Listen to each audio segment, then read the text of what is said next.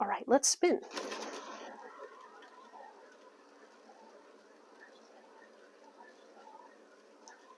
Hey everybody, it's Anna. Welcome back to my Fluid Art channel and Happy New Year! I know I had a wonderful Christmas and New Year's celebrating with my family, and I hope that all of you had the same. But I'm also realizing it has been far too long since I have painted anything, so I'm very excited to be back in the studio ready to make some fluid art. So you'll see I have two spinners here, because in the month of January, all the paintings that I do, I'm going to spin. Either like actively as I'm pouring, or I'm going to spin it to stretch it, or I'm going to use spinning in some way. So I just wanted to explain my two spinners here, because I've gotten a lot of questions, especially about this one. So this one is a metal cake spinner.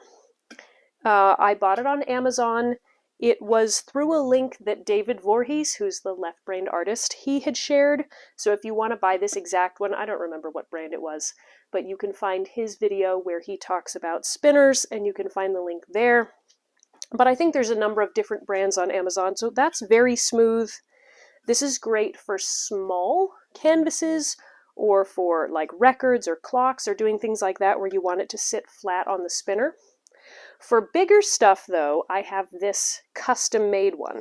So the base is from a like a wooden Lazy Susan that I bought from a craft vendor at a festival a couple years back. And then we took the top off, and my husband helped me make this custom top. So we started with a square. This is like a 20-inch square of plywood, and then we just cut in so that it would be an X shape. So the nice thing about this is that it can fit even quite small canvases up to pretty big canvases. And because it's thin, I like to put thumbtacks on the bottoms of my canvases to hold them up off the table. And those thumbtacks, when you put the canvas on the spinner, the thumbtacks hang down over the edge. So it's nice and flat, and also the thumbtacks kind of grab on the sides and help hold the canvas in place, which is really wonderful.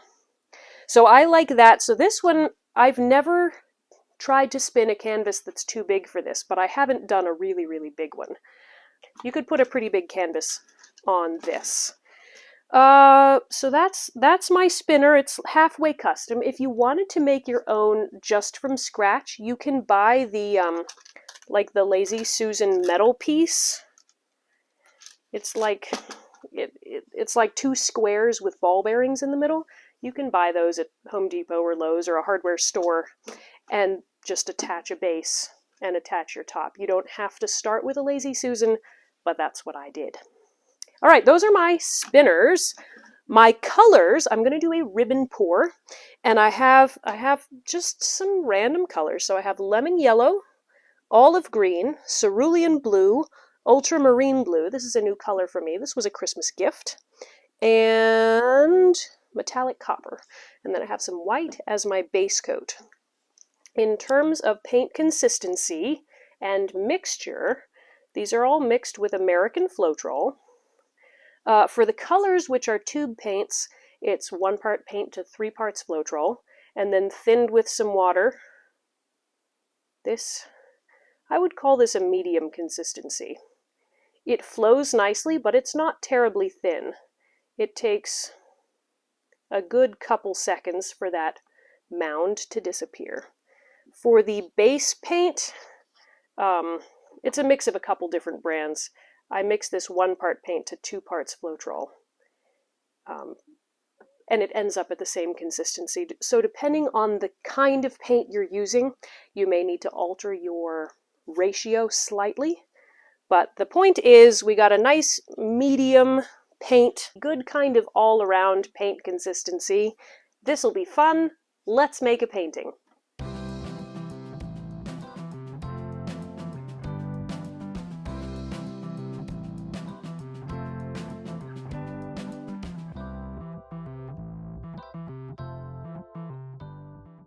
So my ribbon pour today, I'm going to start with a base coat of white, and then I'm going to layer up a little cup. I have 2 cups here because I might do 2 cups that are slightly different colors. But I'm going to start with 1 cup. The nice thing about using a paper cup is you can pinch it to make a thinner stream. And then I'm going to spin the canvas, and as it's spinning, I'll pour the ribbon on, hopefully ending up with a beautiful spiral. And then I don't know, I'm just going to play around with this. I may then switch directions and make a spiral going the other way, possibly meeting in the middle. I really don't know. I'm just going to have fun with this. But let's start by putting out some base coat here on the canvas. And because I'm going to be spinning this, it will stretch somewhat. So if I don't get it all the way to every single edge, it's probably okay. But I want to get it pretty well covered overall, and definitely get the corners covered, because that's the hardest parts on a rectangular canvas. So I want to make sure that those have paint on them.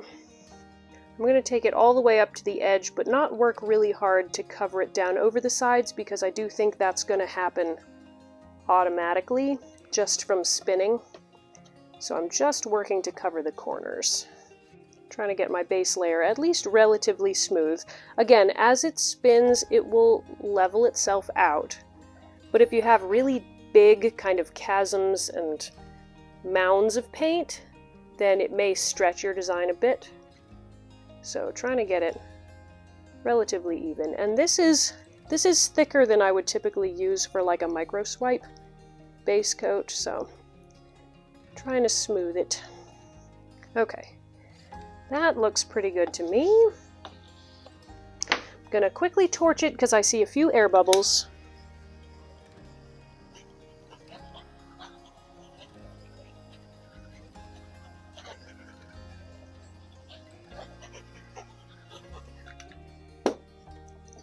For larger air bubbles, if the torch doesn't pop them, you can also get them with a toothpick or a skewer or something. Great. Time to layer up my cup. So because this is quite a small cup, this is only a 3-ounce cup, I don't need a lot of each color. I do want to think about how I layer them. For example, this yellow is kind of a transparent color. So if I put it up next to one of the blues, it will probably turn somewhat green, which I don't mind. I already have a green in here. I want to put the yellow up against the white, actually. What do I want to start with? Let's start with Ultramarine blue. And I want to do little layers, so probably 2 layers per color. Okay, some copper.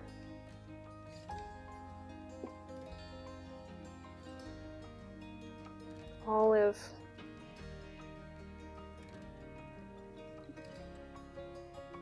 Cerulean blue. It's very much like the colors of planet Earth, plus yellow. That one's kind of a strange one. I just thought I needed something bright, and I love sort of tropical color schemes, citrus kind of stuff, so blue, green, yellow seemed good. So I'm going to add some white as well, just to brighten up the cup mix. Yeah, and then I think we'll start right back with the Ultramarine. And I liked that order, so I'll do them all in the same order.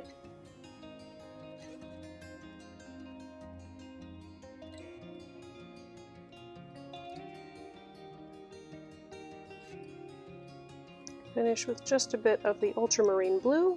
Oh, that's beautiful. Okay, so those are the colors, and I'm putting all the colors in 1 cup. It's possible that if I do 2 or more spins, that I would mix up a cup that's slightly different, you know, like only blue and yellow and leave out the green, or only blue and copper and leave out the green, or something. I don't know. It depends on how the colors are looking and what I feel like doing.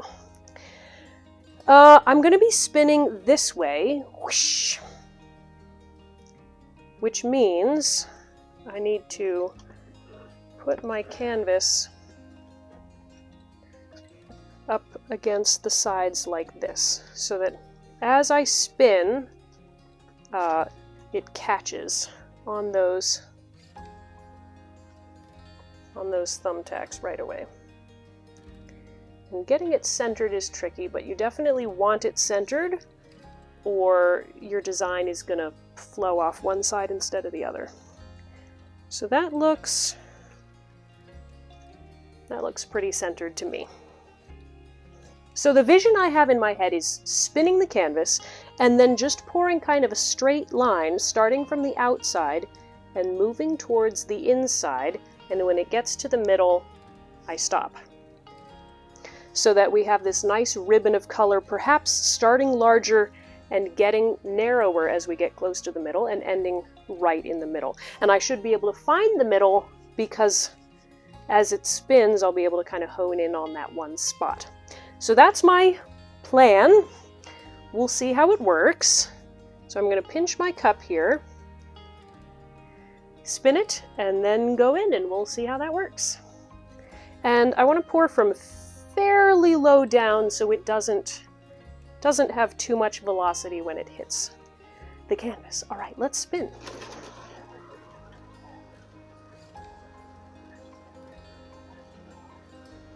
Ooh, okay. Well, I stopped that too fast. Nice little squiggle in the middle. That's really cool. No, I like that a lot. I like the colors. I like that you can see like a band of all the colors. Because this is my first one, I can kind of fudge it. I don't mind the squiggliness in the middle. Yeah, let me do it again. And I'll add a second band going the same direction. Certainly it's a thinner stream of color than I was expecting. But yeah, I'm going to move towards the middle, another spiral, and we'll see if we just keep moving in the same direction or whether I change directions. I don't know. Let's do it again.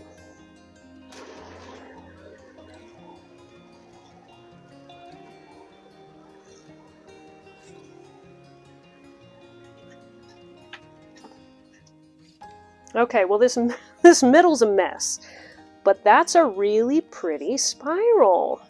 Very cool.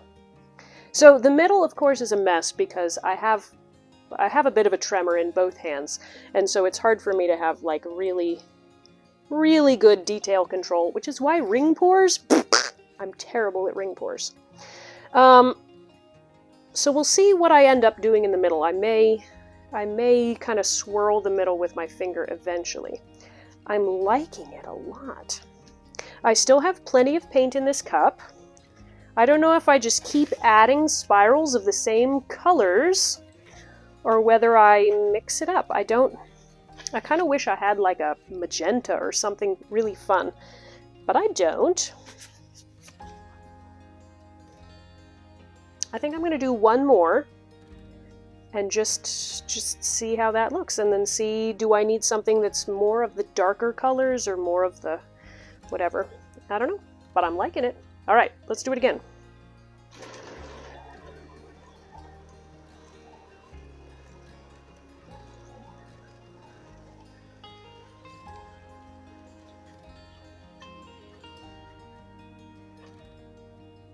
Okay, so it's definitely turning greener the further along it goes, as the blues and yellows and everything mix.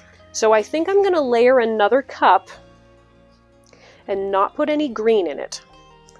This one's going to be the Ultramarine blue, the metallic copper, Cerulean blue, and white, and that's it. And as I pour this one, I don't know, I might not pinch it as much to try to get a wider band, because I really like here where it's a bigger strip of color, and even in here where it's bigger. The thin streams are nice, but I kind of wish it was bigger. Okay, got my new cup. Let's do it again.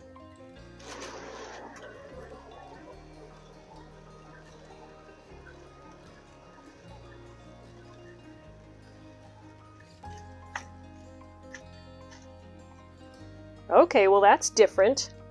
Definitely a lot of the cerulean and copper. Not a lot of the not a lot of that ultramarine blue, so I'll add a little bit more of that to the cup and do one more pass, and then I think I'll just, then I'll fix the middle, and then I'll spin it to finish.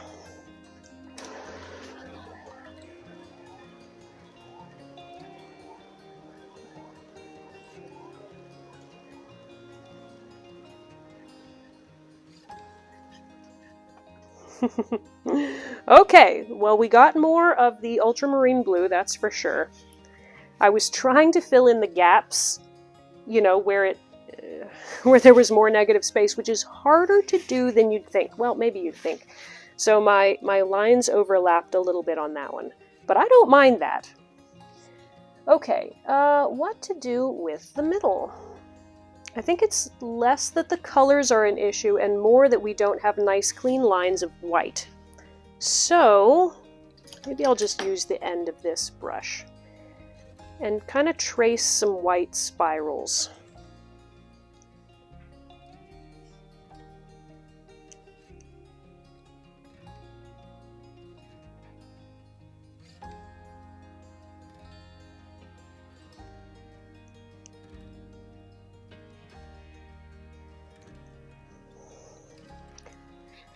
Because what the middle needs is not less color, what it needs is more white.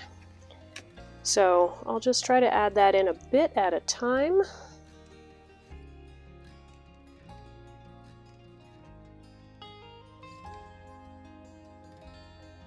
And the adding of white in the middle could also be done with a brush after this is dry. And that might be what has to happen. But having a pattern kind of created should help. Yeah, I think in order to really make nice wide lines of white, I'm going to need to do that with a brush. So for now, let me just spin it a little bit to get it to stretch so that some of these edges go out further over the corners. Generally, I spin this way with my right hand, so I have to spin with my left hand.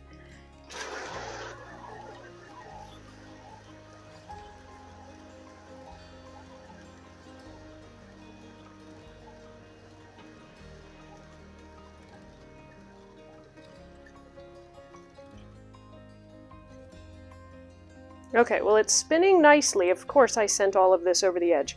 So let me spin it one more time just so that this comes closer to the edge of the canvas.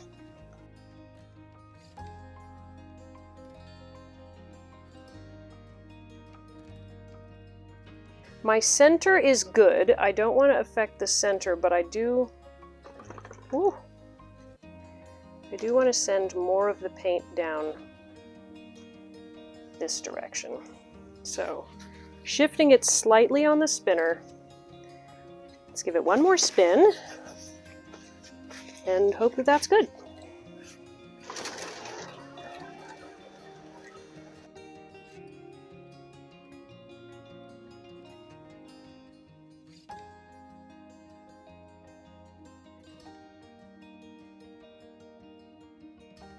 Very, very interesting. So you can see it has gotten slightly warped, and that's partly because of how I poured it out, and partly, I'm sure, based on kind of where the weight of the paint was. You know, like this bulge is probably because there was more base paint here, and so it moved more quickly. But it's very cool. I'm not sure if this is a vertical. Yeah. I think I kind of like it this way best. All right, really cool. Let me give you a close-up.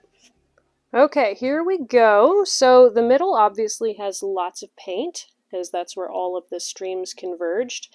I think this will look a lot better once I paint, sort of extending the white parts of the spiral right there into the middle. Well, we got lots of cool ribbons. All of that brown is going to be metallic. So I did torch quickly right after I turned off the cameras. Look at that stripe. Look how many layers that is. That's amazing. So we got little tiny speckly cells from that torching, which I think looks pretty cool. If you don't want those speckles, then try to torch out all your air bubbles in the base coat before you put your colors on. So yeah, a little bit of a lopsided expansion here, but I love that particular ribbon. So many colors. Oh, this is the overlap. This is like the blue one that went over top of the other colors. No wonder it looks so interesting. So there it kind of splits. Nice squiggly ones up here in this corner. And bunch over there. So this is pretty cool. I like this way of doing the ribbon pour. I will show you how this looks when it's dry. Maybe I'll show you the brush painting. It's a little bit dull, but we'll see. If I don't show it to you, then I'll see you when this is all finished. Okay, the painting is dry, and guess what happened? Oh boy, we had a little gnat make a very, very, very long journey right through the painting. A couple of little whirligigs, and there he is. Anyway, this is going to require some brush touch-ups, but I just wanted to show you. Look how different it is when that metallic copper shines, and also the ultramarine blue looks so much more purple as it's dried, so that is really beautiful. I love these colors. In terms of the brush touch-ups, that's going to be in a separate video, so you can look for that down in the video description. Look for that video link, and let me show you the finished piece. All right, it's all finished. Isn't it amazing how much better it looks after those touch-ups? First of all, take a look at this fly trail. Fly trail? What fly trail? Can you even see where the fly had gone? It's practically invisible. So again, check the video description for the link where I show you how I do these touch-ups. But then also look at the center. So I added in those white lines, the places where I had kind of swirled it with the end of my paintbrush. I just added in white to continue those lines, brighten it up, and I really like how that looks. It really makes the middle look neat and finished, and I love, doesn't that look like a snake, that yellow and blue squiggle? So I do like how these swirls get patterned in the middle. So even where my hand was shaking a bit in the middle, it ended up looking very, very cool. So thanks everyone for joining me for this spinning ribbon pour. I hope it inspired you to try something new. I know my brain is spinning now with ideas of how can I pour the paint on while the canvas is moving. And I will see you all in the next video. Bye guys!